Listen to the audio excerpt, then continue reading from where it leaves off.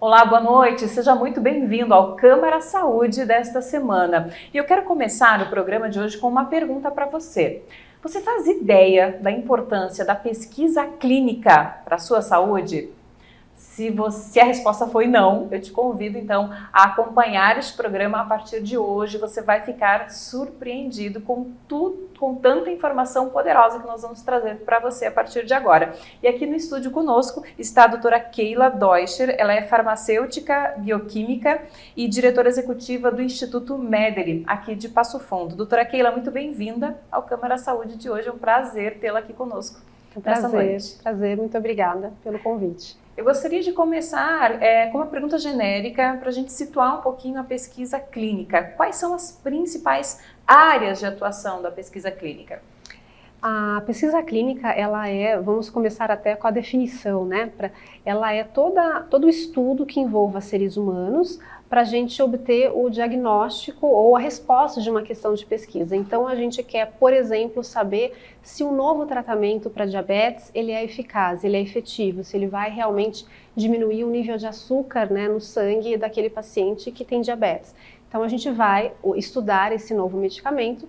Ele vai ser administrado, né, no paciente, a gente vai acompanhar para saber se esse medicamento realmente ele teve as ações esperadas. Então, a pesquisa clínica é isso. A gente faz uma intervenção médica para avaliar as consequências, os efeitos, né, dessa intervenção médica. Então, quais são as áreas? A gente pode fazer com medicamentos, com novos medicamentos, com vacinas, com dispositivos médicos, com procedimentos cirúrgicos. Então, tudo isso envolve a parte da pesquisa clínica. Dispositivos médicos, que seriam? Por exemplo, se nós precisamos fazer um implante de CDI, um marca-passo, muitas vezes um stent cardíaco, né? Então todos esses dispositivos, né, são considerados então dispositivos médicos. Eles precisam também passar por pesquisas clínicas para que eles possam ser aprovados. Testar, né, a efetividade. Exato. Teste de efetividade, de segurança. Sim, é uma novidade para mim saber que a associação dos institutos que fazem pesquisas de medicamentos está aqui em Passo Fundo. A sede é em Passo Fundo. Uhum. Interessante, parabéns inclusive pela iniciativa. E agora, de que forma você vê que esse tipo de pesquisa pode contribuir com a nossa saúde? Que tipo de avanços, inclusive se quiser trazer agora os avanços mais recentes que vocês já têm para oferecer em termos de análises? A gente tem que sempre pensar que sem a pesquisa clínica não existe avanço na saúde. A gente só consegue ter novas possibilidades de tratamento e também novos diagnósticos através de métodos científicos. E quando a gente vai falar de método científico, a gente fala de pesquisa clínica, que é uma metodologia que realmente nos traz respostas bastante adequadas para aquilo que a gente quer saber dentro da área da saúde. E então, se a gente hoje tem, por exemplo, uma vacina para dengue, se a gente tem hoje novas opções de tratamentos oncológicos, é porque existe a pesquisa clínica. Nós estamos agora em novembro, né? Novembro azul, saímos do outubro rosa. Então, a gente trabalha muito com a prevenção. Para a gente fazer um exame, né, de uma mamografia, a gente também passou por pesquisa clínica. Se a gente observa que aquela paciente ela precisa ser submetida a uma cirurgia em função de um cisto na mama, ou enfim, tudo isso passou por um processo de pesquisa, a pesquisa do procedimento cirúrgico, muitas vezes a pesquisa do tratamento. Então, basicamente, a gente só consegue progredir na ciência com a pesquisa clínica. E o que nós fazemos no Instituto Mederi é isso. A gente trabalha focando em medicamentos, alguns dispositivos médicos também, e são medicamentos que ainda não estão disponíveis para comercialização. Então, se nós hoje vamos para a farmácia e compramos um medicamento para dor de cabeça, para dor de garganta, um antibiótico, todos esses medicamentos, sem exceção, passaram pelos processos de pesquisa clínica, porque eles são divididos em algumas fases, né? E eles passaram por esses processos, foram validados, todos esses medicamentos foram submetidos para uma avaliação bastante criteriosa da Anvisa e outras agências sanitárias do mundo todo, bastante comum, né, nós termos esse mesmo processo em diferentes países, Então, esse medicamento ele é registrado e aprovado para comercialização. Então, se você vai hoje na farmácia... A pesquisa de vocês vai para a Anvisa.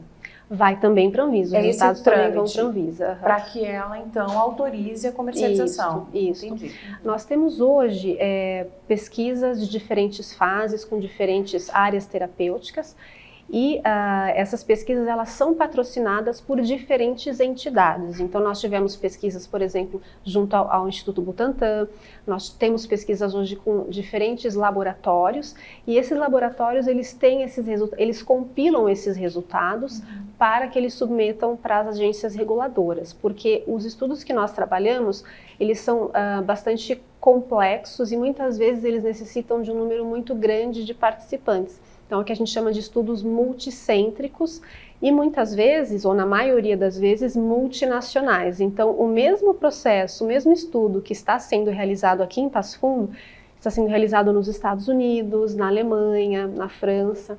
E a gente sempre brinca que os nossos pacientes, a gente precisa fazer algumas coletas de sangue, né, para avaliar a segurança, a eficácia. E esse sangue ele se torna internacional, porque a gente manda, né, essas amostras para laboratórios no exterior, para que haja uma padronização dessa avaliação também. Né? E aí, os resultados de todos esses laboratórios, eles são avaliados em conjunto, posteriormente. Em conjunto. Para ver se há alguma coesão ali, se há coesão nos resultados. Exato. Interessante. É muito rigoroso. Muito, é extremamente rigoroso. A gente não consegue iniciar nenhum projeto de pesquisa sem uma avaliação bastante criteriosa do Comitê de Ética em Pesquisa local, né, aqui. Nós utilizamos hoje o Comitê de Ética em Pesquisa da Universidade de Passo Fundo, que é um excelente comitê, e também em determinadas situações, esses estudos também precisam ser avaliados pela Comissão Nacional de Ética em Pesquisa, que é a CONEP, que é o que a gente chama de... todos os nossos estudos basicamente vão para a CONEP porque eles têm patrocínio estrangeiro ou porque muitas vezes podem tratar, né, da área de genética ou com um organismo geneticamente modificado, enfim. Então esses medicamentos, esses estudos acabam sendo avaliados por um duplo processo, o Comitê de Ética local e a CONEP. E além disso, eles também são validados pela Anvisa. A Anvisa faz uma avaliação técnica e o CEP e a CONEP fazem uma avaliação ética regulatória. E os profissionais que são envolvidos? Primeiro, na equipe de vocês, é uma equipe multidisciplinar. Depois você pode falar, inclusive, dos profissionais que estão envolvidos na CONEP e esses institutos que fazem essa regulação. Isso. Nós trabalhamos, como você muito bem disse, com uma equipe multidisciplinar. Nós temos uma equipe muito grande de médicos de diferentes especialidades. Temos enfermeiros, farmacêuticos, biomédicos, biólogos, e todos eles voltados realmente para o acompanhamento desse paciente. Temos também uma equipe que é da área da saúde e que trabalha com o recrutamento de pacientes, ou seja, o convite para explicar para os pacientes quais são as possibilidades de pesquisa, se ele tem os critérios adequados para participar, né? Então nós temos realmente uma equipe bastante grande. E a área de pesquisa clínica é uma área muito interessante para a atuação do profissional de saúde, né? Porque ele acaba tendo um contato, claro, continua tendo contato com os pacientes, mas ele também tem a possibilidade de ter contato com o que existe de mais avançado dentro da área da saúde, dentro do que existe hoje de tratamentos, né? Então a gente tem alguns tratamentos muito, muito interessantes. Um exemplo é um estudo para lipoproteína A, né, que nós já havíamos comentado, que é uma espécie de colesterol, né, no sangue. E muitas vezes esses pacientes nem sabem que está tem... ligado ao diabetes. Que está ligado à hipercolesterolemia, ao colesterol alto. Certo. Né? Então, assim como a gente tem o LDL, o HDL... problemas cardíacos. Exato, certo. Aumenta o risco cardiovascular de uma forma geral. E muitos pacientes nem sabem que tem esse LPA alterado.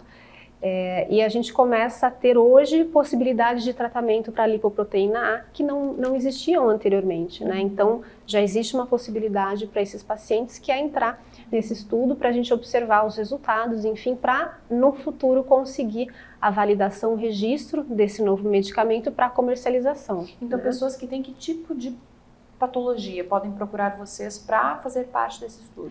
Olha, esse estudo em específico são pessoas que sabem que tem colesterol alto, que tem diabetes, que tem hipertensão, que tem obesidade ou sobrepeso. Essas pessoas, geralmente, a gente fala, é um combo, né, de Questões características, cardíacas que é histórico, né, de eventos cardiovasculares. Essas pessoas têm um combo, que a gente chama, né, que aumentam o risco de ter eventos cardiovasculares. Então, muitas vezes essas pessoas nem sabem que tem a lipoproteína alterada, elas podem vir a ter ou não, né? Mas é interessante porque não existe tratamento hoje, né, para isso. E vocês estão estudando exatamente isso, Esse uma tratamento. forma de poder reduzir Exato. essa lipoproteína LPA. LPA. Interessante. Uhum. Vocês já estão com estudos avançados e já conseguiram avaliar a vantagem, os benefícios, nós a ainda redução, não, no caso? nós ainda não temos o resultado desses estudos, porque os estudos eles são divididos em fases, né? Nós temos a fase pré-clínica, que são estudos feitos em animais, para que a gente avalie segurança, para que a gente avalie a forma de distribuição e absorção desse medicamento no organismo, enfim, o mecanismo de ação. Depois disso ele vai para a fase 1, que é o primeiro momento em que o medicamento ele tem contato com o organismo humano. Então a gente vai avaliar basicamente farmacocinética, farmacodinâmica, que é o processo, né, de atuação no organismo humano, a distribuição, enfim, a absorção. Depois a gente tem a fase 2, que a gente vai avaliar dose, segurança, né, em todas as fases a gente avalia a dose e segurança. Aliás, em todas as fases nós avaliamos a segurança, a fase 2 a gente avalia a dose. E depois, quando a gente observa que existe uma continuidade de benefícios, né, de segurança desse medicamento, a gente vai para a fase 3, que daí a gente vai avaliar segurança, eficácia, mas já temos a dose a princípio estabelecida. E a partir disso, com esses resultados, é a fase final para juntar todos os resultados dos demais estudos com a molécula, para solicitar então o registro para comercialização. Então a grande maioria esse processo dura em torno de quanto tempo? É muito variável, mas em média uma molécula ela fica mais ou menos 8 anos desde dos ensaios pré-clínicos até a comercialização. E quem oferece esses insumos para vocês avaliarem? São os laboratórios, né? Então no caso nós tivemos um estudo para dengue, né, para vacina da dengue. Então a gente tinha dois. No caso foi o Butantan quem foi o Butantan, o Butantan e outra empresa americana também, porque nós nesse estudo era muito interessante, porque nós tínhamos 2 braços, ou seja, 2 grupos de pacientes que recebiam uma vacina, cada grupo recebia uma vacina diferente, ou a vacina especificamente do laboratório A ou do laboratório B, então ou do Butantan ou essa outra opção de vacina para dengue. Uhum. E ao final a gente avaliava o resultado, ou seja, se houve uma melhora dos resultados imunológicos desse paciente ou não, dos efeitos adversos que isso porventura tenha trazido, né? Porque mais uma vez a gente avalia a eficácia e a segurança. Sim, né? e os efeitos colaterais também, Exato, né? exato. Isso precisa estar muito bem indicado, inclusive, nas bulas que né, todos nós lemos. Quando alguém pega uma bula de medicamento, aquela bula ela é totalmente resultado de todos os projetos de pesquisa que foram realizados com aquela molécula. Então, por exemplo, se nós temos hoje grande parte, né, desse processo que está tão famoso hoje, né, dos medicamentos para emagrecimento, né? Esses medicamentos, eles têm vários estudos, eles são estudos para avaliar segurança cardiovascular, controle do diabetes, estudos apenas para emagrecimento. Então, muitas vezes nós temos 10 estudos para uma mesma molécula. Então, ao final disso, esses resultados eles são submetidos para as agências reguladoras e essa bula é o resultado final, é o resumo de tudo isso. Claro. Né? Vocês estão com cerca de 20 projetos em andamento, projetos de pesquisa, né? São projetos bem interessantes que você vai falar depois do intervalo. Então fica com a gente que tem muita novidade vindo por aí na sequência.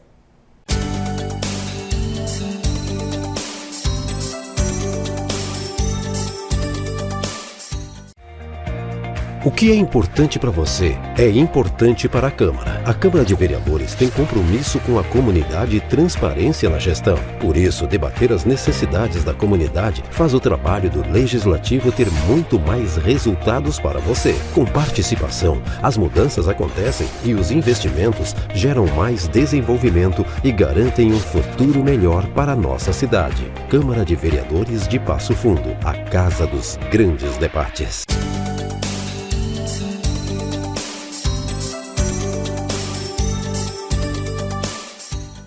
Estamos de volta com o Câmara Saúde de hoje, abordando o seguinte tema: pesquisas clínicas e a importância disso para a nossa saúde.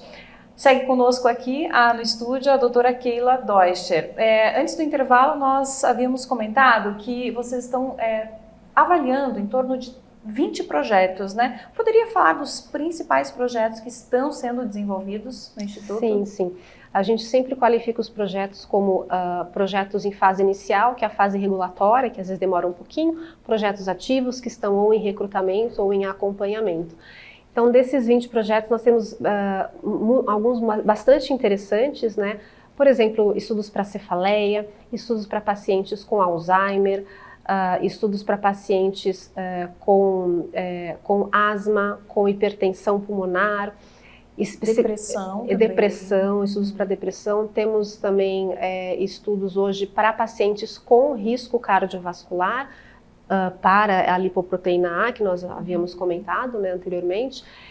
Então temos assim vários projetos em recrutamento ativo, e pacientes com essas características eles podem participar, eles vão ser muito bem avaliados, né? Existe uma avaliação para garantir a segurança desses pacientes, porque cada um desses projetos eles têm critérios clínicos de inclusão, né, para que nós possamos garantir uma amostra adequada, mas também eles têm critérios de exclusão, porque muitas vezes para garantir a segurança do paciente, né, e também um perfil adequado de comparação para que nós tenhamos esses resultados. E o paciente, ele pode procurar direto o instituto, ele precisa ser encaminhado por algum médico? Como funciona? As nossas formas de encaminhamento, elas são diversas, né? Mas tem muitos pacientes que entram em contato diretamente conosco pelas redes sociais. A gente tem ali o Meder Instituto, né, que eles podem entrar em contato conosco também. E também temos o encaminhamento. Existem muitos profissionais de saúde, muitos médicos que referenciam para nós, porque eles sabem quais são os projetos de pesquisa que estão em andamento e entendem que os seus pacientes teriam muito benefício para este projeto, né? Então, geralmente a gente tem os nossos cardiologistas, os neurologistas, os pneumologistas, que sempre avaliam esses pacientes, se encaminham para serem avaliados para triagem. Uhum. Você havia comentado a respeito do diabetes tipo 2 em crianças. Isso é algo que está se tornando... Porque antigamente, até pouco tempo atrás, nós não ouvimos falar de diabetes em crianças, né? E agora está se tornando comum. Hábitos alimentares, provavelmente. E o que vocês já conseguiram encontrar em termos de novidades no tratamento, né, infantil? A diabetes tipo 1, ela é mais comum, ela é diagnosticada na infância, mas ela não está relacionada a estilo de vida. E o diabetes mellitus tipo 2, sim, porque o que a gente mais observa? A pessoa, quando já é adulta, ela já tem um estilo de vida mais sedentário, então tem sobrepeso, tem uma alimentação inadequada, não faz atividade física, e isso acaba aumentando, então, né, o nível de açúcar no sangue e acaba gerando, com o passar do tempo, diabetes. Né? Infelizmente, nós temos observado que esse estilo de vida também está presente em crianças, e essas crianças acabam desenvolvendo diabetes mellitus tipo 2, né? Então, por uma questão de estilo de vida. E os mesmos tratamentos que a gente precisa fazer com os pacientes adultos, a gente acaba fazendo também com as crianças. Em primeiro lugar, sempre tentar melhorar a dieta, atividade física, estilo de vida, mas muitas vezes isso não é suficiente, nós precisamos entrar com tratamentos medicamentosos. E essas crianças, então, elas receberam medicamentos justamente para a diminuição do açúcar no sangue, né, da glicemia, e elas tiveram muitos benefícios, porque esse tipo de medicamento hoje também é utilizado ou tem como consequência, né, o emagrecimento. Todo mundo conhece bastante, né, esses novos medicamentos que estão no mercado. E essas crianças tiveram um benefício muito grande, porque elas foram acompanhadas, muito proximamente com os nossos médicos endocrinologistas, né? Com os nossos clínicos, com a nossa equipe de enfermagem. Então, tem todo um cuidado com esses pacientes e eles acabam mudando esse estilo de vida, ou pelo menos sendo muito mais acompanhados de forma próxima. E isso trouxe um benefício muito grande para eles. E esse tipo de medicamento que vocês estão aplicando nesse grupo, né, nessa amostra de pacientes, ainda está em que fase? Já estaria mais próximo de torná-lo Isso, a gente comercial? Alguns desses medicamentos já estão sendo comercializados, porém eles estão sendo hoje estudados para outras indicações terapêuticas. Nesse caso, para crianças, né, para adolescentes, enfim, porque a grande maioria dos remédios, dos medicamentos, eles são estudados em pacientes adultos e, num segundo momento, em crianças, justamente para que haja uma segurança maior, né? E novidades em termos de medicamento para depressão? O que a gente já poderia trazer? Nós tivemos uma participação muito interessante com medicamentos para depressão, especificamente medicamentos inalatórios, né? E que nos trouxeram bastante resultado. Esse medicamento, recentemente ele saiu, ele foi aprovado, e trouxe muito benefício para os nossos pacientes, porque eram pacientes que eram resistentes ao tratamento, ou seja, eles tinham falhado em diversos tratamentos anteriores, né, com medicamentos para depressão, antidepressivos, e este medicamento em si, ele trouxe um resultado muito grande para eles, né? É um medicamento que tem que ser aplicado em ambiente hospitalar, e o paciente tem uma melhora muito, muito rápida, que esse medicamento, o produto dele chama esquetamina, né? Então, já foi aprovado, os resultados já saíram, e nós tivemos pacientes que foram extremamente beneficiados com isso e puderam sair realmente de fases muito, muito tristes da vida deles em função desse novo tratamento. Temos outros medicamentos para depressão que ainda estão em processo regulatório, ou seja, a gente não começou, mas estamos caminhando para isso, né? E outras novidades?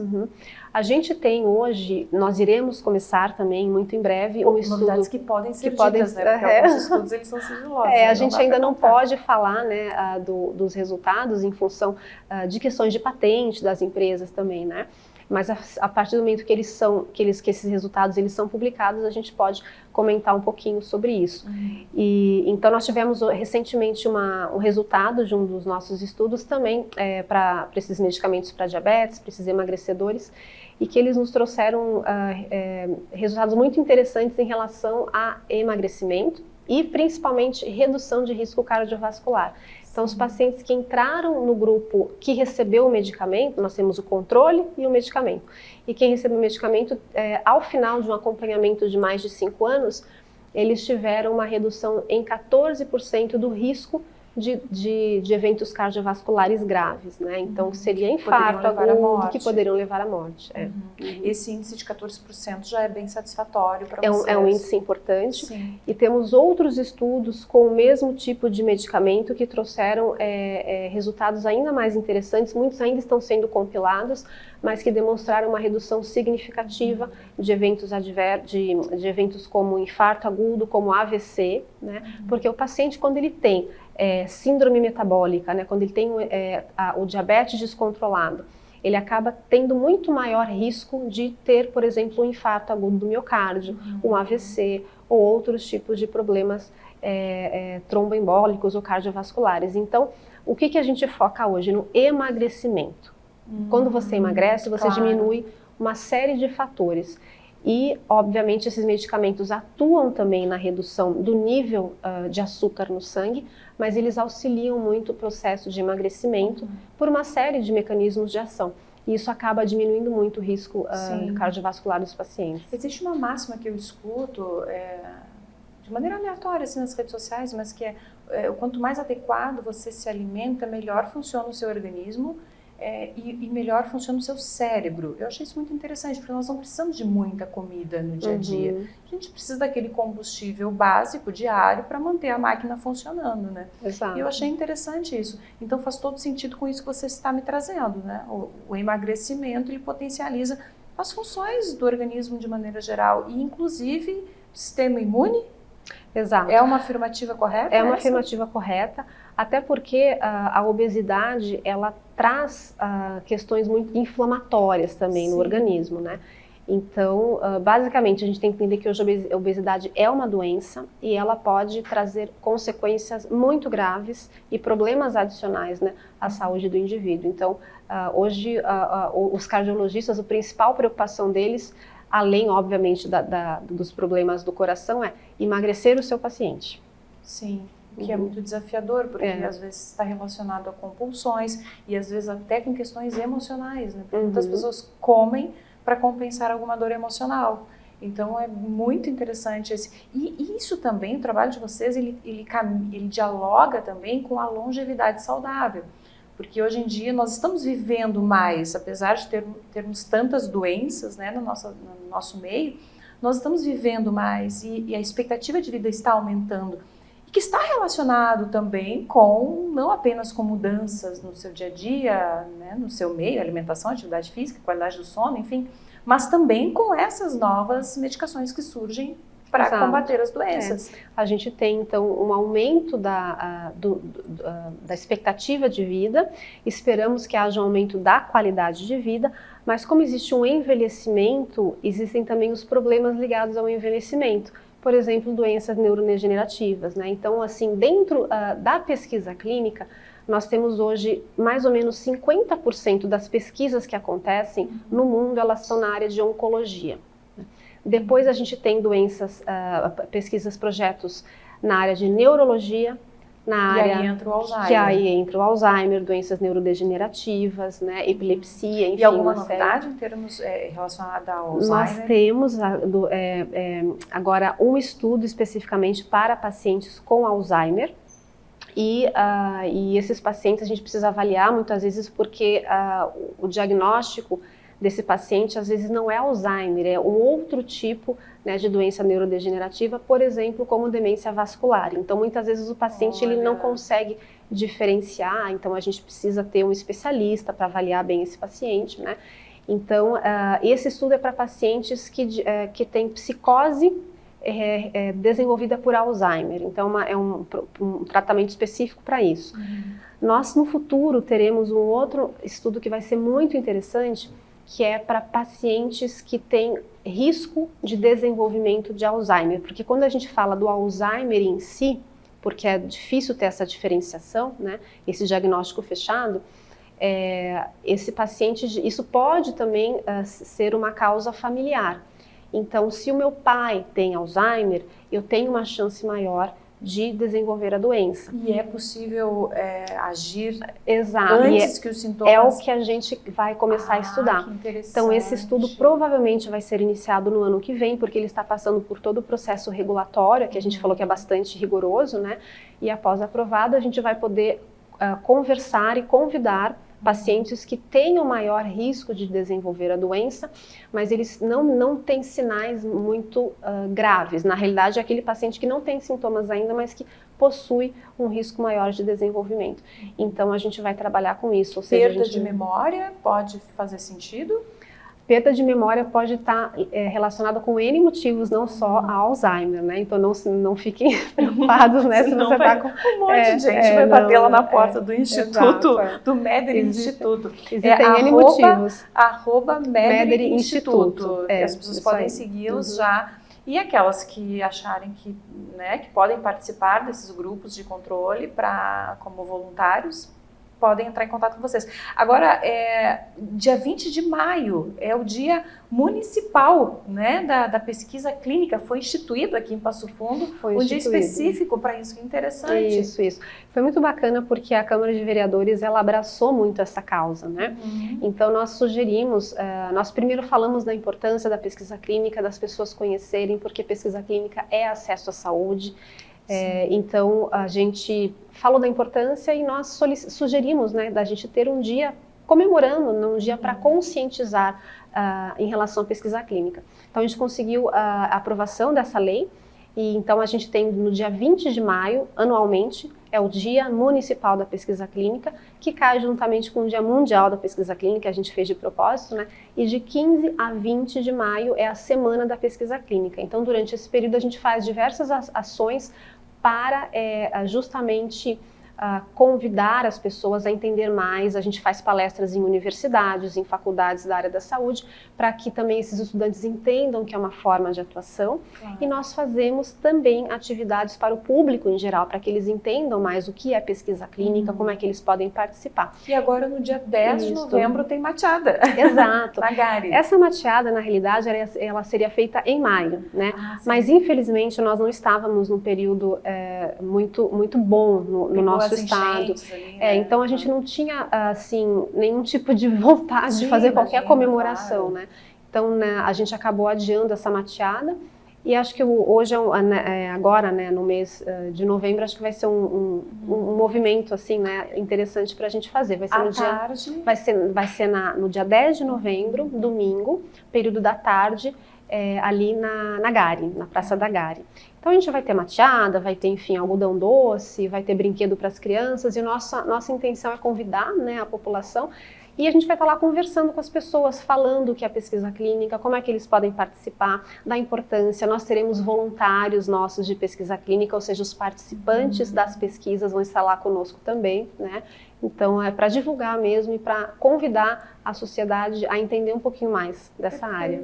Perfeito, muito bom. Muito obrigada por esse bate-papo, por tantas informações importantes. Conte com a gente no que vocês precisarem. Muito obrigada. Boa noite. E assim a gente encerra o programa Câmara Saúde de hoje. Até a próxima!